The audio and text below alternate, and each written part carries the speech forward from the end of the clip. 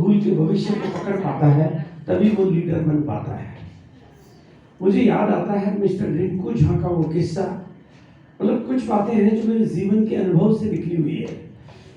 रिंकू झा ने एक दिन, मतलब स्टार एमरल्ड का लेवल था, गुवाहाटी के प्रोग्राम में आया, जैसे अभिवादन आप लोग करते हैं उसने भी आके अभिवादन किया विनम्रता पूर्वक, और उसने एक लाइन कही कि सर मैं जो कुछ भी हूँ आपकी बदौलत। मैंने कहा यार ये तो तुम्हारी विनम्रता है, मैंने कहा, लेकिन उसने कहा सर आपको पता नहीं है, लेकिन मैं आपको बताता हूँ कि गुवाहाटी की इसी प्रयाग ज्योति ऑडिटोरियम में मैं एक दिन बिना चप्पल के आया था और पीछे बैठा था। मैं नहीं आया था, मुझे मेरा अपलाइन पकड़ के लाया था। मैं गरीब आदमी था, लोग बोल रहे थे, मैं पीछे बैठा था, बोलने वाले बोल रहे थे, मेरे मतलब की कोई बात मुझे दिखाई नहीं दे रही थी। मुझे नहीं लगा कि ये सब कुछ ऐसा हो सकता है, लोग पैसे कमा सकते हैं, ऐसी सब बातें हैं करते रहते हैं। लेकिन आप मंच पर आए, आपने बोलना शुरू किया, गरीब पैदा होना गुनाह नहीं है, लेकिन गरीब मर जाना गुनाह है। और अगली लाइन आपने बोली, गरीब पैदा हुए हो तो ये आपकी नहीं आपके बाप की गलती है, लेकिन गरीब मर गए तो ये बाप की नहीं आपकी गलती है।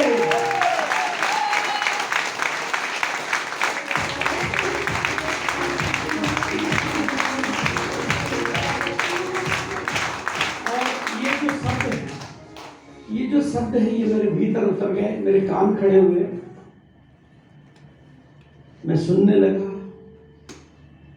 अगली लाइन आपने बोली थी, मेरी दुनिया में कोई अभागा नहीं है, बस अभी वो जागा नहीं है। शायद वो मेरा नया जन्म था, लेकिन अगली लाइन आपने फिर बोली कि जिंदगी मौका भी सभी को देती है और तरीका भी सभी को देती है।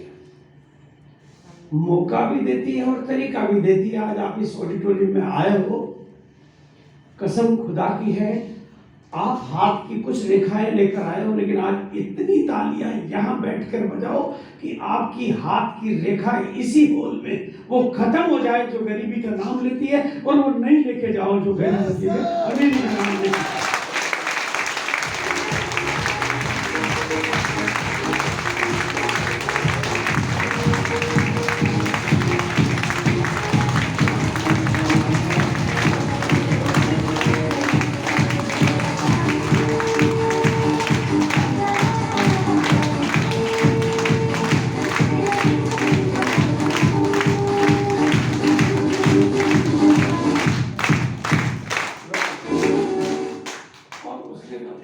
बाबू सिंह जी हैं गुवाहाटी के, प्रयाग ज्योति ऑडिटोरियम में 1200-1300 लोग तक, 1500 तक भी बैठ जाते हैं, खचाखच भरा हुआ हॉल था।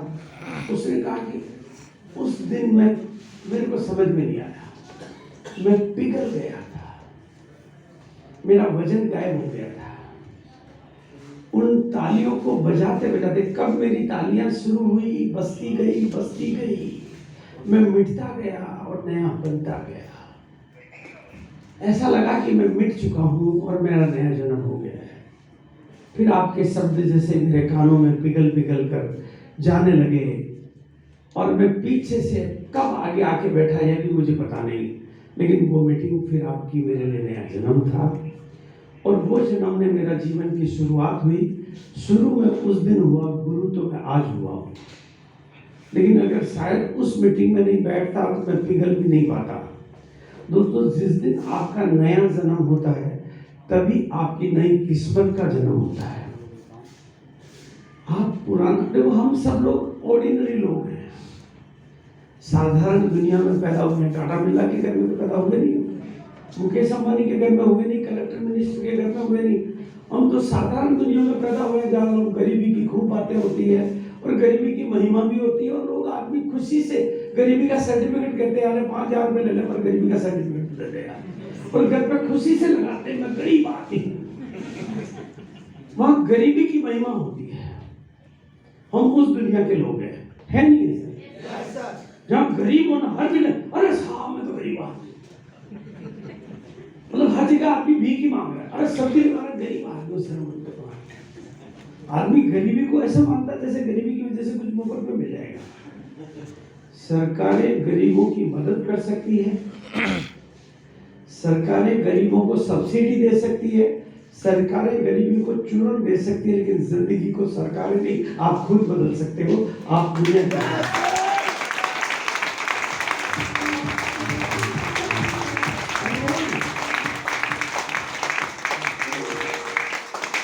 कुछ है कि वो बात मेरी जिंदगी में, फिर तो मैंने रेकी के विज्ञान को सीखा और वहाँ से समझ में आया कि तालियां कैसे आपकी रेखाओं को बदल देती है अगर दिल से ऊर्जा के साथ बजाया जाए। कैसे ऊर्जाओं को बदला जाता है, कैसे नेगेटिविटी को मिटाया जाता है, ऐसी बहुत सारी बातें, बहुत सारी कलाएं मैंने सीखी और अभी एक नई ट्रेनिंग में लेकर आ रहा हूँ आप लोगों के बीच में।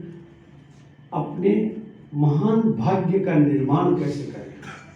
भाग्य का निर्माण, देखो मेहनत से जो मिलता है वो मजदूरी है, लेकिन बरकत कैसे आए, बढ़ोतरी कैसे आए, उन्नति कैसे हो, प्रगति कैसे हो, सरलता कैसे हो, सफलता कैसे हो, सार्थकता कैसे हो, जीवन में सब कुछ चारों तरफ से खुशियों से सरोवर और बाधाएं जीवन से गायब हो जाए, सब तरफ प्रेम की गंगा बहे, वैसी एक ट्रेनिंग लेकर आ रहा हूं मैं।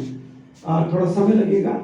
अभी मैं माउंट आबू गया था तो वो कोर्स मैं ठीक से करके आया था और मैं निरंतर कुछ ऐसे कोर्स करता रहता हूँ जिससे लोगों की जिंदगियां सरल बना सकूं, सार्थक बना सकूं, महान बना सकूं, लोगों की जिंदगी को मदद दे सकूं। और मेरी भगवान से आजकल एक लड़ाई चल रही है। वो लड़ाई ये है कि मैं जब मीटिंग में जाता हूँ, लोगों के सामने खड़ा होता हूँ, तो मैं तो गायब हो जाता हूँ, मैं तो आपको बुला लेता हूँ, फिर ड्यूटी आपकी है। मैं यहाँ खड़ा हुआ, ऊपर वाले से कनेक्ट हुआ, उसको बोला मेरी नज़र जहाँ पड़ रही है वो नज़र अब आपकी है, जिम्मेदारी भी आपकी है। तो आज मेरी नज़र आपके ऊपर नहीं है, ऊपर वाले की नज़र आपके ऊपर है।